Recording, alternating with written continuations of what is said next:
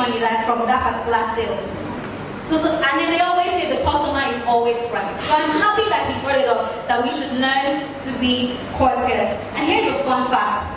You're thinking about starting something and you think it's relevant, you're not sure. How many people know who Jessica Alba is?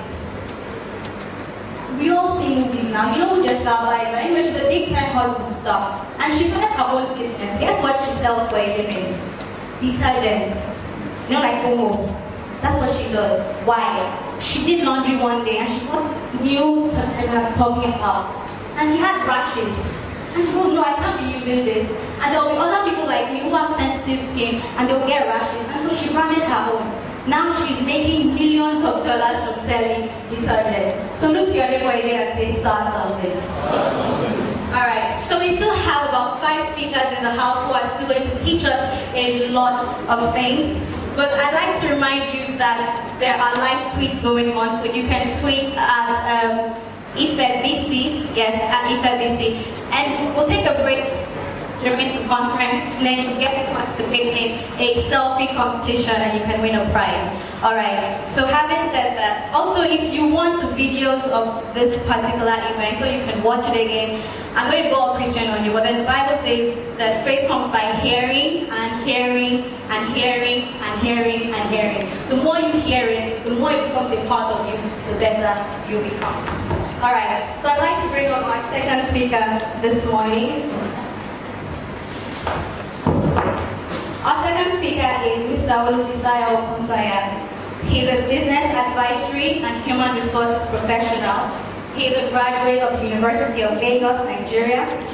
Over the years, he has developed skills and experience as a business analyst and project manager, working with teams on several engagements including purchase and assumption transactions in the banking sector, implementing human resources infrastructure and training programs, crafting and implementation of strategy, business performance review, project management, business planning and corporate finance transactions. Mr. Fisaya currently holds strategic leadership positions in some companies. He is practice lead of Artminster, a management consulting firm, and also the chief operating officer of First 29 Group, a QSR business with outlets in Ore, Lokoja, and Genabua. Speaking on finance in your business, ladies and gentlemen, please welcome with me Mr. Fisaya. If you're like me and you like simultaneous equations, and you want to use a substitution method, let us substitute the meaning of capital in that statement you made earlier. If only I had what? Great. If only I had what? Great. If only I had what? Great. I would have started this business. If only I had a head, I would have started this business. If only I had sense, I would have started this business. The myth that you are told is that capital is the first thing and is that the limiting factor. Let's go. Some of the most boring books I've read have made me the most money, like The World is Flat by Thomas Friedman.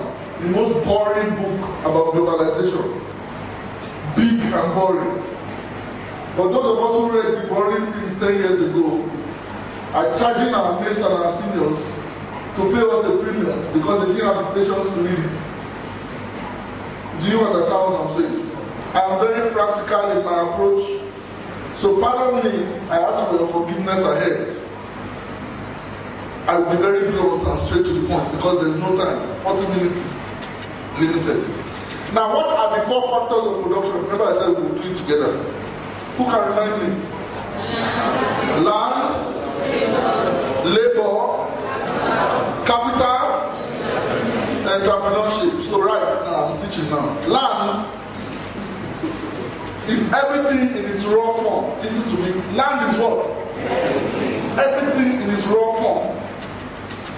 Land is everything that is given, including, for example, crude oil. Are you with me?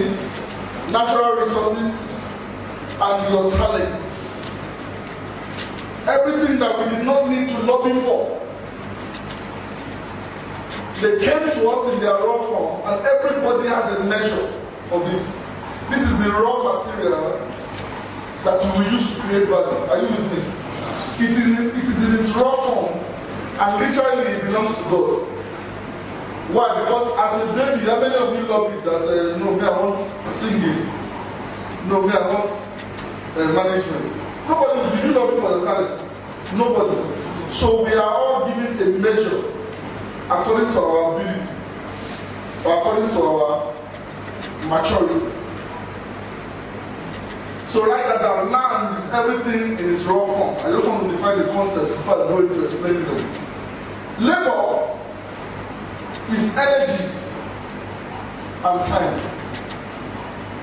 Labor is energy and time. Labor is finite. If you are strong, you can work for 35 years. If you are stronger and you are in a career that tolerates maybe 40, 45 years. But labor is what? Finite. I say this so that you can start thinking about it, that if I spend all my labor working for someone else, what do I have when I'm an old man? Are you with me? So labor is finite. These are your resources that you must learn to put in the right place early. Capital is your life. Capital is not money. Hello? Capital is not what? Capital is your essence. You left school 5 years, you are still a rose man. You have more money in the bank, but what? You are still what? A rose man. 20 years, you are still a rose man. You die a rose man, nobody knows anything. That business dies with you. Why? Because you are what? A rose man. I told myself, I don't want to. I don't understand what it is. I just hustle. God bless my hustle. Forget it. One day we have to stop hustling now. And build systems that will govern the distribution of our resources. Are you with me? Okay? Now, your entrepreneurship means processes, strategy, people, technology, all those things that ensure that you are able to do. Now, do you have all those 4 definitions down? Let's go over them. What is land?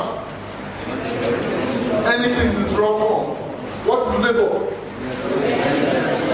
Energy and time. What is capital? The sum total of value that you have created since you were born. What is entrepreneurship? The system that governs the distribution of the resources. So let me teach you the application of that now. Now think about any industry. Any industry. Music, let me use music because it's popular. It affects popular culture, you can see it. Who makes more money? The talent or the record label? But it's the talent that is in front of the stage. So what's the problem? People say it's not fair. I say life is not fair. The guy is the one writing all the songs, he's the one pushing all the songs, but he makes, do you know he makes the least money on the chain? Yes. Do you know he makes the least money on the chain? Yes. Why? Because the men that own the system will rule over the men that just have talent. If you have talent and you have not built a system around the distribution of the talent, you are going to end up poor. Check most of the musicians that we had in the 80s, 90s, even in the 90s. Some of them are broke today and they used to have millions endorsement deals. I'm telling you. Let me explain it to you today this way. Two-face come, two-face go. Banky W come. Say it. Banky W. Olamide come. Tiwa Savage come. But Eco Hotel remains there. What does that mean? Eco Hotel is the stage. Is that not the venue they are all using in Lagos? Are you with me? Don't just come. Corridor come. But Eco Hotel will remain what? For another set of people in another generation. The owner of the platform will always make money that does the talent. So strive to be a platform and a systems person.